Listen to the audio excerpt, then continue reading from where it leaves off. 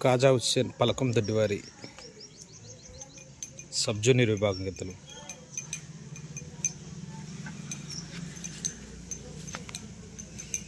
బాపట్ల జిల్లా పచ్చూరు మండలం అన్నంబట్టివారిపాలెంలో జరుగుతున్నటువంటి జాతీయ స్థాయి ఒంగోలు జాతి వృషభరాజుల బండలాగుడు బల ప్రదర్శనకు వచ్చినటువంటి